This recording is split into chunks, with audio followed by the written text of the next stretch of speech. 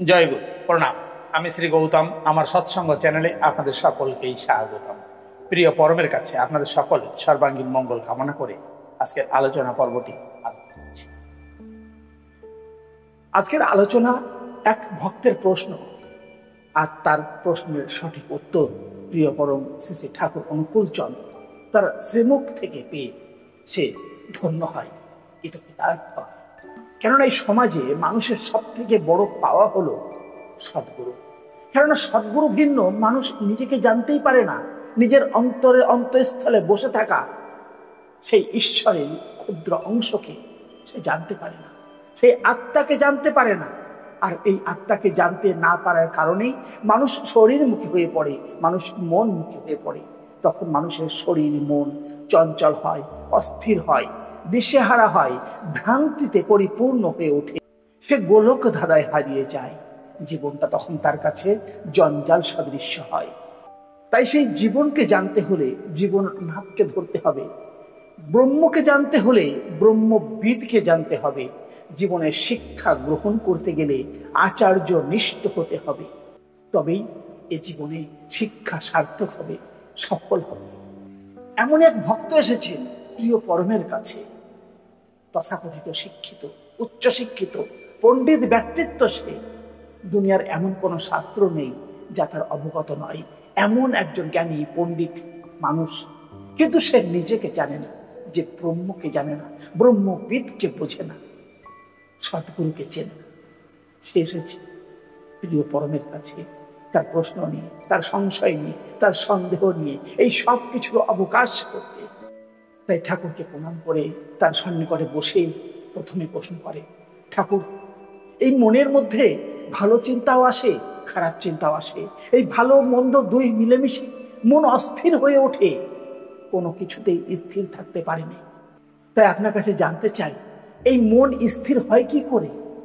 একথা শুনে প্রিয় পরম শ্রী শ্রী ঠাকুর তার প্রশ্নের উত্তরে বললেন, আমাদের এই চিত্ত সাধারণভাবেই অস্থির, কিন্তু যখন এই চিত্ত বা মন যখন তাকে কেন্দ্র করে সব চিন্তা, সব কর্ম সম্পন্ন হয়, তাতেই সার্থক হয়ে ওঠে, তখনই মন স্থির হয়। আমি হয়তো 4টা রসগোল্লা খেতে পারি, 8টা খেলেই আমি অসুস্থ হয়ে পড়ি। কিন্তু যে অনুভব করতে পারে, যে বুঝতে পারে এই 8টা রসগোল্লা খেলে তার শরীরের কষ্ট হবে, শরীরের কথা চিন্তা করে যে নিজে নিবৃত্ত থাকতে পারে, নিজেকে আটকে রাখতে পারে, স্থির থাকতে পারে। আর এমন অবস্থার সৃষ্টি হলেই সে তখন 8টা রসগোল্লা খেতে পারবে না। সে 4টে রসগোল্লা খেয়েই পরিতৃপ্তি লাভ করবে, সন্তুষ্টি লাভ করবে। কেননা তাতেই প্রকৃত সুখ, প্রকৃত প্রাপ্তি। আর এটা তখনই সম্ভব যখন আমি আমার এই শরীরটাকে ভালোবাসবো, তার কদর করব, তার খেয়াল রাখবো। কিসে সে সুস্থ থাকে, কিসে সে অসুস্থ হয়ে পড়ে, তার ভালো মন্দ সবকিছু যখন আমার নখদর্পণ থাকবে, এবং তাকে সুস্থ রাখার জন্যই যখন আমার প্রতিটি কর্ম সম্পন্ন হবে, তখনই কিন্তু প্রকৃত পক্ষে আমি আত্মজ্ঞানী হয়ে উঠব। আর এই আত্মিক অনুবেদন এভাবে নিয়ন্ত্রিত হওয়ার মধ্য দিয়ে তার প্রতি টান সৃষ্টি হয়, জীবনের প্রতি ভালোবাসা জন্মায়। তখন আমি আর মনমুখী নই, তখন আমি জীবনমুখী, প্রাণমুখী। এই মূল কথা। কথা শুনে সেই পণ্ডিত মানুষটি বললেন, গুরু তো আসলে তত্ত্বজ্ঞান হলেই হলো, দেহধারী গুরুর প্রয়োজন কি? কথা শুনে ঠাকুর একটু মুচকি হেসে বললেন, শুধু তত্ত্ব থাকলে হয় না, গুরু যদি শুধু হাওয়াই হয় তাহলে সবকিছুই হাওয়া হয়ে যায়। শ্রীকৃষ্ণের কথাতে আছে, যে মাং ব্যক্তি তত্ত্বত। সেই পণ্ডিত মানুষটি আবার প্রশ্ন করলেন, কিন্তু তা তো শরীর নয়। ঠাকুর আবার উত্তরে বললেন, শরীরকে বাদ দিয়েও তো নয়, তত্ত্ব তো আমাকে জানো, অর্থাৎ যা যা নিয়ে এই সংসার, এই সব কিছু তাই জানো। তখন সেই পণ্ডিত মানুষটি আবার প্রশ্ন করলেন, তাহলে তো আমি শিব, কালী, দুর্গা এদের কাউকেই তো গুরু হিসেবে মানতে পারি।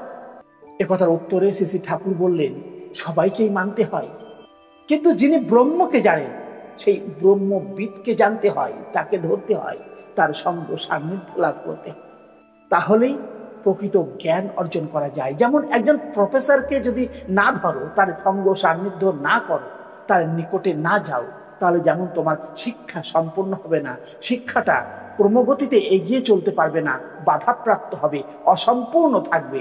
ঠিক তেমন এই জীবনকে জানতে, এই আত্মাকে জানতে, পরমাত্মাকে জানতে, ব্রহ্মকে জানতে, যিনি ব্রহ্মবিদ পুরুষ, তিনি আচার্য গুরু। তাই তার সঙ্গ, তার সান্নিধ্য লাভ করতে হয়, তাকে ধরতে হয়, তাকে গ্রহণ করতে হয়। একথা শুনে সেই পণ্ডিত ব্যক্তি বলেন, আমার জ্ঞান তো মাত্র অ আ ক খ, তাহলে আমি ব্রহ্মজ্ঞানীকে চিনব কি করে? শ্রী ঠাকুর বললেন, প্রথমে তার সঙ্গ করো। সঙ্গ করতে করতেই বুঝবে তোমার সত্তার সাথে তার মিল খায় কিনা। প্রথমে কুলগুরুর কাছে দীক্ষা নিয়েও সদা সর্বদা প্রস্তুত থাকতে হয়, জীবনে যখনই সদ্গুরু সান্নিধ্য লাভ হবে তৎক্ষণাৎ তার কাছে দীক্ষা নেব। সদ্গুরু হলেন আচার্য, সদ্গুরু হলেন ব্রহ্মবিদ, তিনি সবকিছু জানেন। তিনি মুসলমান আচার্যই হন আর হিন্দু আচার্যই হন, তাদের ভাষা যাই হোক না কেন, কিন্তু মূল কথা একই। একথা শুনে সেই পণ্ডিত ব্যক্তি বলেন, আমার মনে হয় মানুষ কখনো গুরুকে জানতে পারে না। একথা শুনে প্রিয় পরম শ্রী ঠাকুর এক দিব্য ভঙ্গিমায় বললেন, আমাদের ভিতরে একটা প্রদত্ত জিনিস আছে, যেটা হলো ভালোবাসা। সেই ভালোবাসাই বুঝতে পারে সঙ্গ করতে করতে। ভালোবাসা না থাকলে কোনো কিছুই বোঝা যায় না, অনুভব করা যায় না। আর যার অনুভূতিই হয়নি তার জ্ঞান হবে কোথা থেকে? ওই যে কথায় আছে, সংজ্ঞা সঞ্জয়তে শ্রদ্ধা, শ্রদ্ধায়া দৃষ্টি শুদ্ধতা, দৃষ্টি শুদ্ধেহি বিশ্বাস, বিশ্বাসাৎ নির্বিচারাৎ, নির্বিচারাৎ ভবেতে প্রেম, আর প্রেম প্রেমাশ্চত আত্মসমর্পণা। এই হলো মূল কথা। এভাবে প্রিয় পরম শ্রী ঠাকুর অনুকূলচন্দ্র তার দিব্য জ্ঞানের ভাণ্ডার থেকে মধুর ভাবে ভাবিত হয়ে সেই ভক্তকে, সেই জ্ঞানীকে, সেই পণ্ডিতকে তিনি অমূল্য সম্পদ অর্পণ করলে। সেই জিজ্ঞাসু ব্যক্তিটি, সেই পণ্ডিত ব্যক্তিটি কৃতকৃতার্থ হয়ে যায়, ভাবে গদগদ হয়ে ওঠে, প্রিয় পরমের সেই চরণে পুনর্বার প্রণাম নিবেদন করে, বলে, এতদিন পরে আমার সব সন্দেহ দূরীকরণ হলো, আমি প্রকৃত সত্য অবগত হতে পেরে ধন্য হলাম, তাই আপনাকে কোটি প্রণাম। এই হলো প্রিয় পরম, এই হলো শ্রী শ্রী ঠাকুর অনুকূল চন্দ্র। তাই তো তাকে পুরুষোত্তম, তাই তো তাকে সদ্গুরু বলা হয়।